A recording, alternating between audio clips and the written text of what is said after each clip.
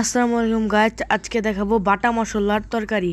এখানে জিরা, তারপর শুকনো মরিচ, কাঁচা মরিচ, তারপরে সব রকমের পেঁয়াজ, রসুন এগুলো দিয়ে বেটে নিয়েছে আমার মা। গাইস দেখেন এখানে পুঁই শাক নিয়ে নিয়েছে, মাছ নিয়ে নিয়েছে। তারপর গাইস দেখুন এখানে কিন্তু পুঁই শাকের পরে ঢেঁড়স দিয়ে নিয়ে নিয়েছে, তারপরে সবজি নিয়ে নিয়েছে। এই সবজি কিন্তু আজকে ভাজি হবে পেঁয়াজ দিয়ে। গাইস দেখুন কি সুন্দর সবজি, গাইস দেখুন কি সুন্দর মাছ। এই মাছগুলো আজকে রান্না করা হবে। গাইস দেখুন এখানে কিন্তু বাটার পরে এরকম মশলা হয়েছে, এটা দিয়ে পুরো তরকারি রান্না করা হবে গাইস। এখানে কিন্তু গাইস এখানে ওই বাটা মশলাটা দিয়ে দেওয়া হচ্ছে। এখানে এটার মধ্যে কিন্তু গাইস পেঁয়াজও আছে গাইস। সেহেতু এখানে হলুদের গুঁড়া আর জিরার গুঁড়া ইউজ করা হচ্ছে, মানে ধনিয়ার গুঁড়া, জিরার গুঁড়া আর ধনিয়া গুঁড়া আর লবণের গুঁড়া ইউজ করা হলো। গাইস দেখুন এখানে কিন্তু পানি দিয়ে দিয়ে কষিয়ে দেওয়া হচ্ছে। গাইস দেখুন এখানে কিন্তু মরিচের বাটা আর সাথে আদা বাটা দিয়ে দেওয়া হলো।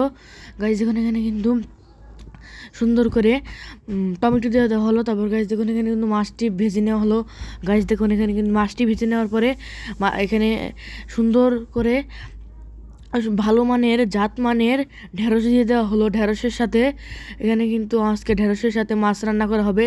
আপনাদের কি ইউনিক রেসিপি দিলাম, এই ইউনিক রেসিপিটা আপনারাও সুন্দর করে ট্রাই করতে পারেন, কারণ এটা হয়তো আর আগের খাইননি আপনারা কখনো। তারপর গাইস দেখেন এই তরকারি রান্না করা শেষ, এখন দেখাবো আরেকটি।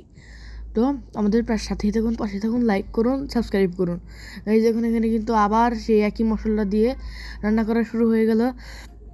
গাইস এখানে এখানে কিন্তু খাঁটি সরিষার তেল হলে আপনাদের এরকম ফেনা উঠবে, না হলে উঠবে না, কারণ খাঁটি সরিষার তেলেই একমাত্র ফেনা ওঠে, না ছাড়া উঠে না। গাইস দেখুন এখানে কিন্তু সুন্দর করে সব মিশিয়ে নেওয়া হলো। গাইস দেখুন এখানে লবণ দেওয়া হলো, লবণের পরে সব মশলা দিয়ে দেওয়া হলো। তারপরে গাইস দেখুন এখানে কিন্তু মাছটি দেওয়া হলো। আজকে এই মাছ দিয়ে পুঁই শাক রান্না করা হবে।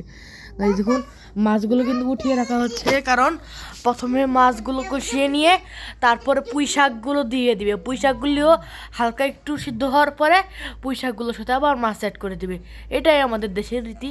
সো এভরিওয়ান দেখেন এই তরকারিটা কিন্তু রান্না করা শেষ। সো আমার ব্লগটি আপনাদের কেমন লাগলো আমাকে লাইক করবেন, সাবস্ক্রাইব করবেন। আল্লাহ হাফেজ, ভালো থাকবেন সবাই। সবার শেষে দিলাম আমার ভাইয়ের বিড়াল নিয়ে খেলা, ওই বিড়ালকে চুমা দেওয়া।